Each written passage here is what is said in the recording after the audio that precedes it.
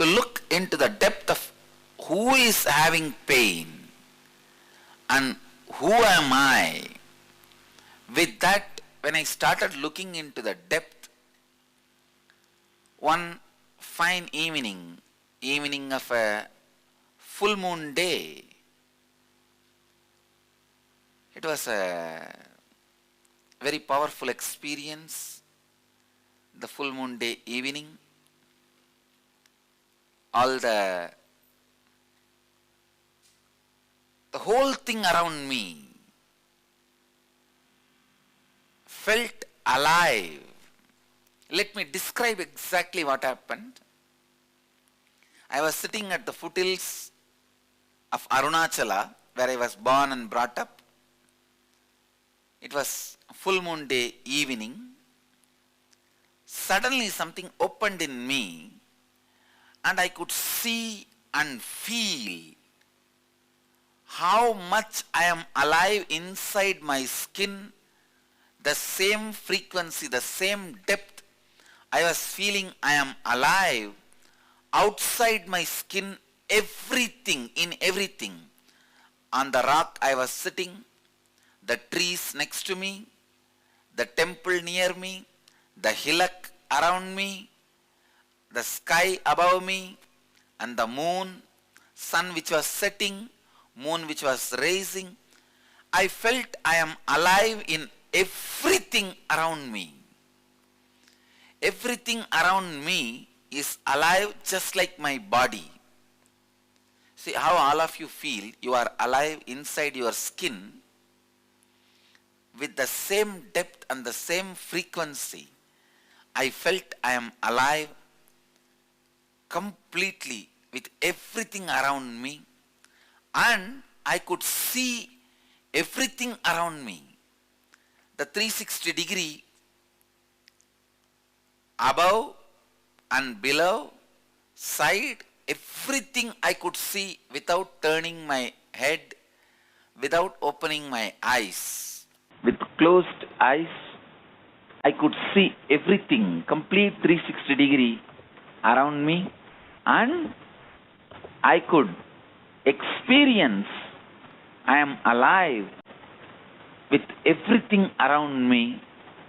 So this experience made me realize we are one with the whole cosmos. Whether we want it or not, the truth is we are whole. We are one with the whole cosmos. The cosmos is one with us. This experience awakened a very powerful knowledge and vision, clarity in me. I was able to understand everything expressed, whether in the Vedic scriptures, Upanishads, or Bible, or the sacred spiritual scriptures.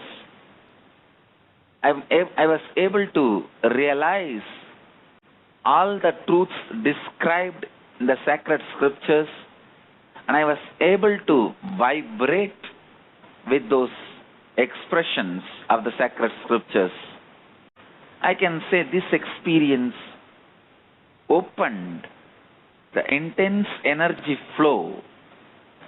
It opened me to the metaphysical world and the powerful healing energy flow, and it gave me tremendous confidence, courage, love, life, and experience of enlightenment.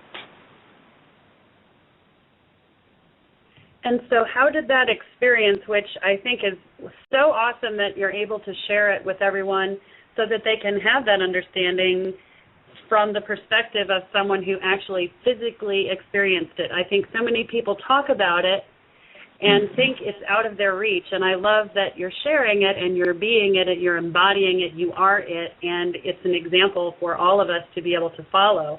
I'm assuming that that experience led into these teachings. How long between that experience did it take for you to realize your mission or your purpose here?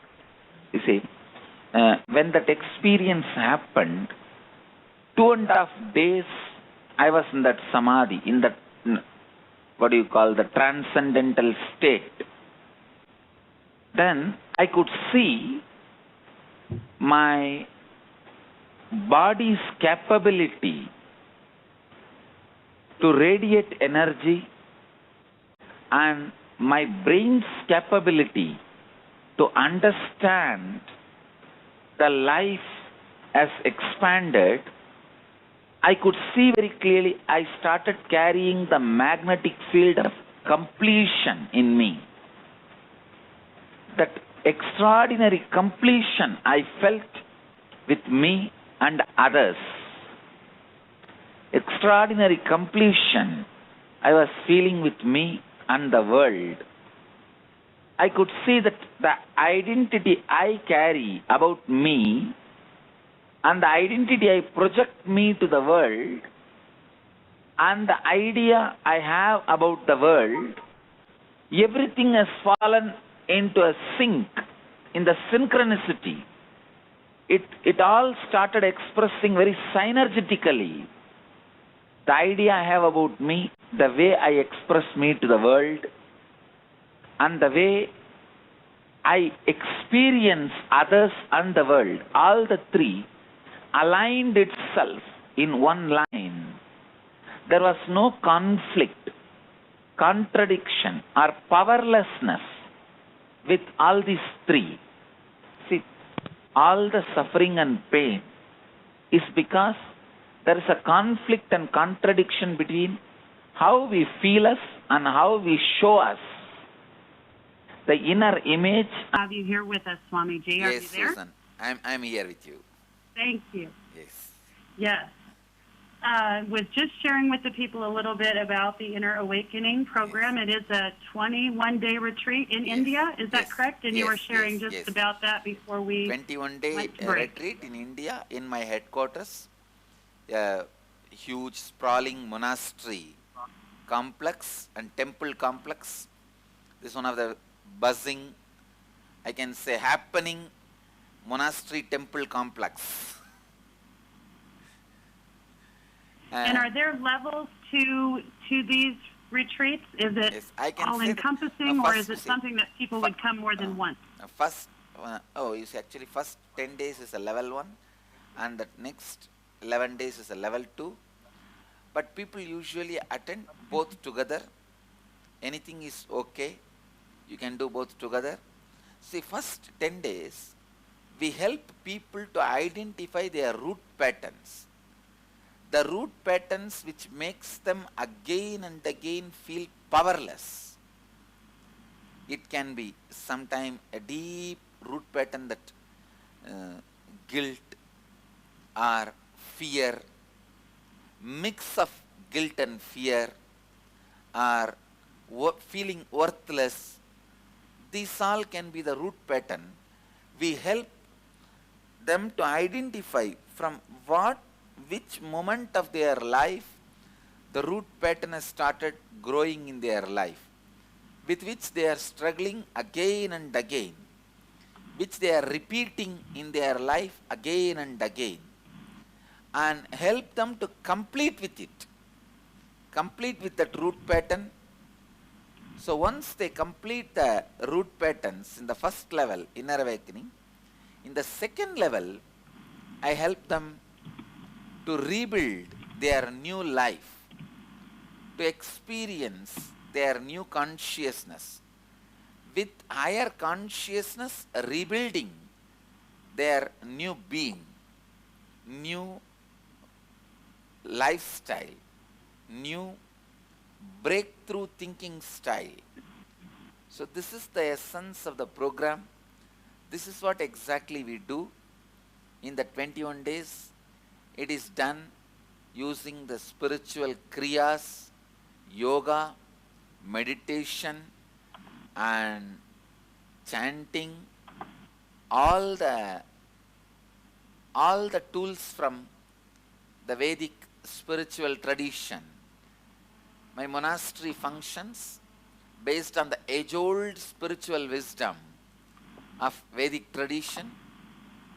We are one of the most happening temple monastery complex in India, in Bangalore, in southern part of India, and of course we have branches all over the world.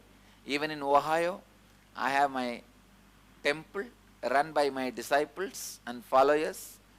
There is a temple in Ohio, Nithyananda Vedic temple, and you can visit that temple. Lot of free meditation programs happens. You can help yourself. Even in our Inner Awakening website, if you go deep, you will find 108 different kriyas to heal yourself from different physical and mental disorders, and the pranayama and kriyas, breathing exercises, breathing methods, techniques to awaken the right intelligence. Thank you. You are so welcome. Thank you. I have a couple of questions. I understand that one of your new little tagline, so to speak, is awaken the right intelligence for your life. Yes. What exactly do you mean by that? See, in the life, actual problem for all of us is not powerlessness, it is knowledgelessness. Whenever you feel powerless, we all try to become powerful through various ways, by more money, more bank balance, by more relationships, by more joy, by more car, by more houses. We try to become powerful through all those methods, but actually you can become powerful only with the right intelligence. I always tell people, your efforts to liberate yourself will never liberate yourself. Only the knowledge about the truth will liberate yourself. Your effort to empower yourself will never empower yourself. Only the right intelligence about power empowers yourself. All our efforts will be failure to empower ourselves unless the right intelligence is experienced. So when I say right intelligence, exact methodology and the definitions of what is powerlessness and what is feeling powerful. Right intelligence means right cognition, right context that can use you and live your life. Unfortunately, we try to use the right cognition and right context, and there will always be a gap between us and the right cognition. But if you understand, bring intelligence, the right cognition will start living through you. It is like this simple example I will give you. How many times you try to tell yourself smoking is hazardous to health, it is injurious to your health, it is not good. We will not be able to quit smoking, we will be suffering to the addiction. But the other way, if you even once burn yourself in the fire, you will never go near the fire, because fire burns becomes your intelligence. But smoking is not good for your health, never becomes intelligence. It stays as a cognition with which we struggle. But if it becomes intelligence, that intelligence uses us. I think you can understand the difference between these two examples. Many times, even if we know smoking is not good, we will not be able to get rid of it, because it looks more like a knowledge, cognition. Never it becomes part of us. But If you burn your finger once in the fire, fire burns. You should have to keep away from the fire. This becomes intelligence. That intelligence starts living itself through you. So making the right intelligence, right cognition into right intelligence is what I call life, is what I call inner awakening. So this whole inner awakening, the 21-day process is all about awakening your right intelligence, awakening your right cognition so that it can use you, it can live through you. Thank you. Thank you for explaining that. That's a beautiful explanation. And just so that everybody understands that the link that they followed to get to this show for the live version of it, you can follow that same link back to the show and listen to anything that you may not have integrated all the way. So be sure and follow the link back and re-listen to the show as many times as you would like. I'm just so excited and thrilled to be able to have these conversations and have you in the world to share this insight and wisdom with people. I feel like it really has a lot to do with people experiencing their life and making choices for themselves that allow for that intelligence to come through, along with the experience that allows that intelligence to come through. It's such a beautiful way to present it. Thank you. Thank you. Thank you. I would also love to have you share with the people that are listening, what is meditation for eternal bliss? Yes. I can say the first step towards meditation is completing with yourself and others all the incompletions we carry within us and others. We should spend little time, go into all of that, and whatever incompletions we are carrying, by reliving them, relieving them, by reliving them, completing with them. That is the first step. Second, balancing your breathing by a very deep and slow inhaling and exhaling. And the third, let me expand on this word eternal bliss. The experience of causeless excitement, excitement for no reason, is your innate nature. It is the hangovers from a past moment, memory or experience which is present inside you in incomplete form of fear, guilt, agony, trauma, pain, etc. is incompletion. Please understand. The reasonless excitement is your nature, but the incompletions we carry from the past moments, hangover from a past moment, memory or experience which is present inside you as incomplete in the form of fear, guilt, agony, trauma, pain, etc. These are the incompletions stops us enjoying our natural state of causeless excitement.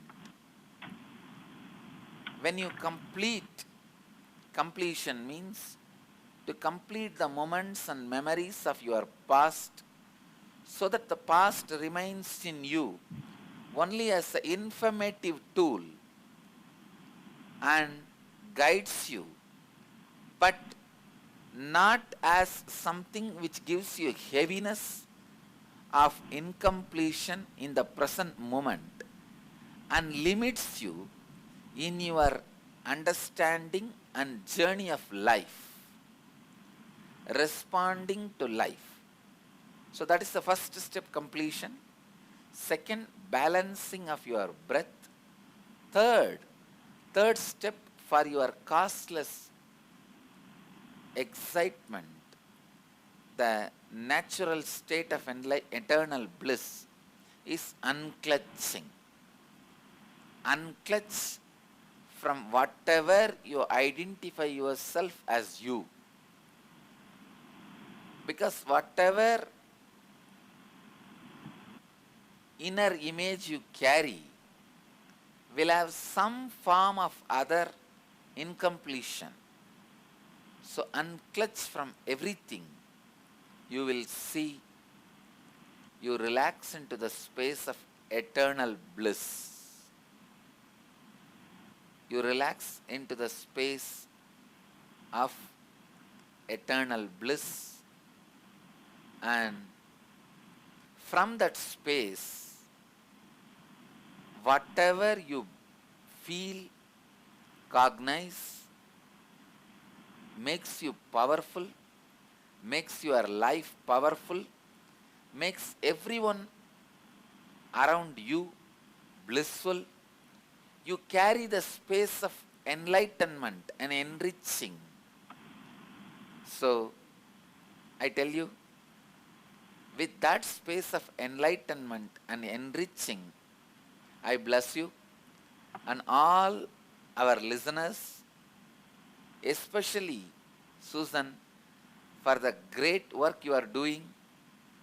My blessings for the good work you are doing and for your future, so that you carry on with this work, with spreading blessings from spirit to the whole world.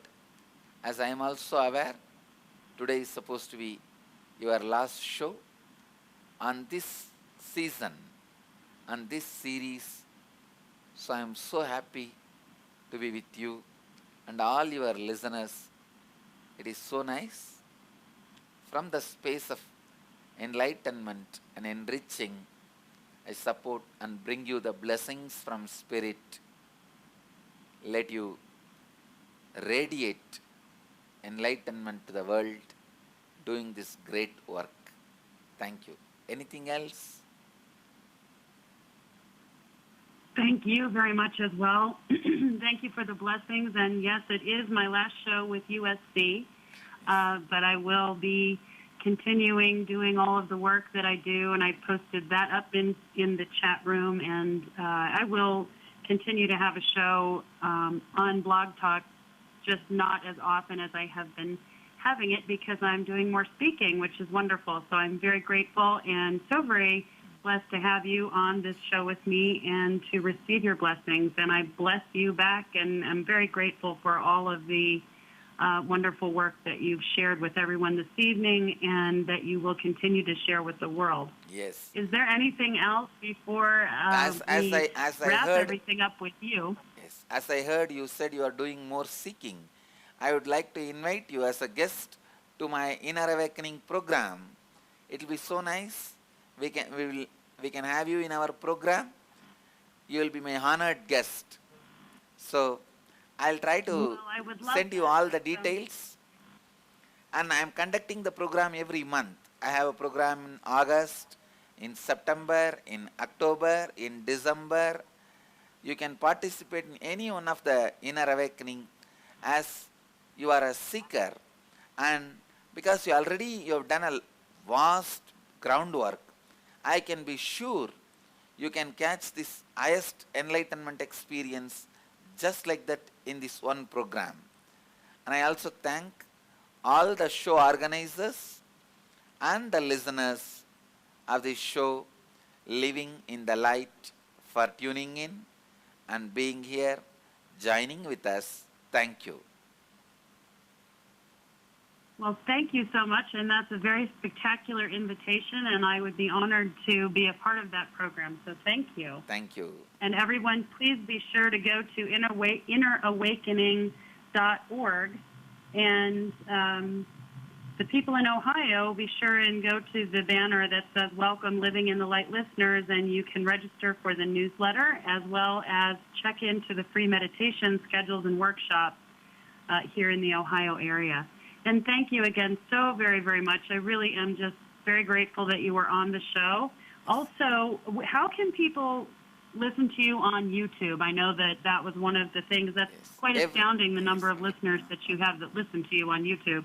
We have a YouTube channel, Life Bliss Foundation in YouTube channel, and there is a TV, Nithyananda TV. If you go to our website www.nithyananda.org, every day morning 8 a.m. to 9 a.m. India time, Indian Standard Time, I am doing live show every day 8 a.m. to 9 a.m. It is called Nitya Satsang. Means every day Nitya Satsang, eternal sitting with the truth, connecting with the truth. Every day I have a live show from morning 8 a.m. to 9 a.m. Everyone can come and watch either through YouTube or through Nithyananda TV by connecting to my website www.nithyananda.org. My YouTube address is youtube.com/lifeblissfoundation. That's a YouTube channel. Every day my morning live show is recorded and uploaded in the YouTube also. I welcome all the listeners to see the everyday morning live show. Now in next half an hour, today's live show is going to start. You can log on to Nithyananda TV by logging into our website www.nithyananda.org. Thank you. Well, thank you so much, and I hope that everybody listens again to this show so that they're able to really, really hear and integrate all of the information. And again, just thank you very much for being with us. And everyone that is listening, I am continuing my show until 11 as usual. So we'll be discussing some more wonderful topics and sharing with everybody who would like to call in. And thank you again, Swamiji. I'm very grateful. Thank and you. You have a wonderful day in India. Thank you. Thank you. Thank you. Thank you. Have a wonderful evening. You're Thank very, you. very welcome. Thank you. Blessings. Thank Be blissful. you.